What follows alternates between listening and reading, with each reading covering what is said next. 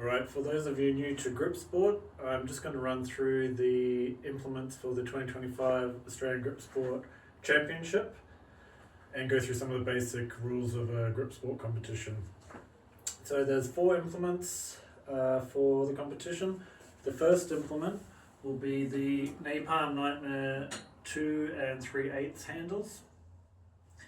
Basically it's a thick revolving handle that you need to lift as a deadlift. So basically like this. You need to lift it to 6 inches. So we'll have a knock bar set up so that when this part hits that part, you can put it down. You don't have to wait for a ref's signal. If you know that you've hit it, you can lower it. You can't just drop it from the top, so you can't go. Both hands need to be in contact as it goes down, but you also don't have to hold it, so you don't need to go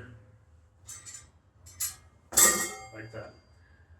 So again, it's just up, down in a controlled manner. If you'll have 1 minute to do your lift. If you fail to lift it at the start, that's fine. You still have another 55 seconds. I recommend just having a little bit of a pause, maybe chalk up and then try it again. And then within that minute, you can still do a successful lift. Now you can't use straps. The only thing that you can have on your hands is powdered chalk. We will have some from our sponsor Club Strong on hand as well. So if you're flying in, you don't need to bring your own if you're happy with that. The way that the increments will work is it's a rising bar. So we'll start with like quite a low weight. You don't have to jump in at every increment. So let's say we start with 20 kilos. If you want to try lift 20 kilos, you can. And then we'll just keep adding 5 kilos increments as we go up. So let's say this is about 80 kilos. I successfully lifted this. Next person will be called up, lift the same weight. Once everyone has either lifted or failed that weight or skipped, then we will add 5 kilos and go again. So if I successfully lift the 80 kilos and I skip 85 kilos and I skip 90 kilos and then I go for 95 kilos and I don't get it, I can't go back and try those other weights that I skipped. It will just be the previous one that was a successful lift. There will be, if we have time, the option to do a 2.5 kilo increment lift, just like as a one-off for each person. So potentially, let's say that this was a total of 80 kilos and I lift it, but I think that was pretty at my max. 85 is probably not going to go. I can say, when we call out, does anyone want to use their increment for the next round? I can add 2.5 kilos and I can try that, but I can only do it once. So if I successfully get the 82.5 kilos, I can still do the normal 85 increment, but I can't then say I want to do 87.5. If that's confusing, just ask for clarification on the day. Again, if we have a lot of competitors and we're not running in time, we'll just stick to those 5 kilos. And again, you don't have to do every increment. Also, for grip sport, it's beneficial to sort of warm up on the first implement as you progress. So if you think your total end weight is going to be maybe 150 or 160, you might still want to do the 80, but you might just want to do a couple of reps. So I recommend just removing that and then see how it feels. That might be your warm-up weight. Just need to sort of declare that that's your warm-up weight, so people we won't be like doing the time and everything, but we do need to get through it fast. So if you are doing a warm-up lift, probably even more important to get through it. Don't try to sort of start at a weight that is iffy for you. It's not like a 4 selected weight competition. You can have multiple things, so I recommend once you've finished repping it, if you're going to lift it, just treat it as a normal lift. I've seen too many people in competitions who are new get a 0, so they come in and they say, oh, this is just a warm-up, this is a warm-up. Then they start too heavy, suddenly they can't do it. They've sort of overestimated how they can do, and then they get a 0 lift. So we don't want that to happen. So once you've finished repping it, we'll just start counting them all as legitimate lifts, noting the knob bar, doing a minute, and everything. Alright, so that will be our first implement. Second implement is very similar, except instead of a rolling handle like this, it's pinch blocks.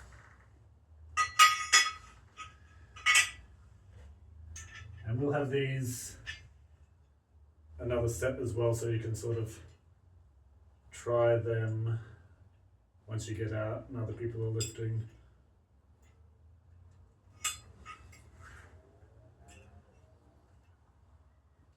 So some other things to note while I'm changing this over is you also need to make sure that you don't brace the implement against your body. So I'll demonstrate that.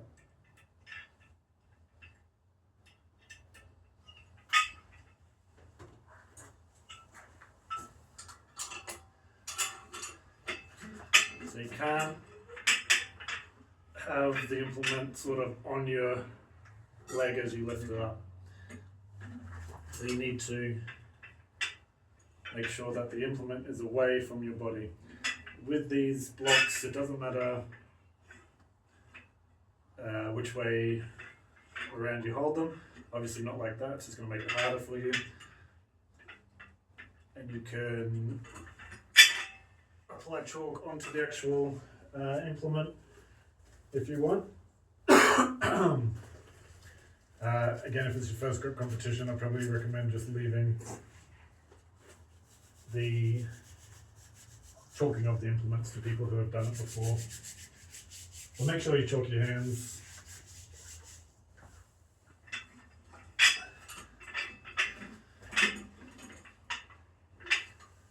So I'll set the crossbar back up.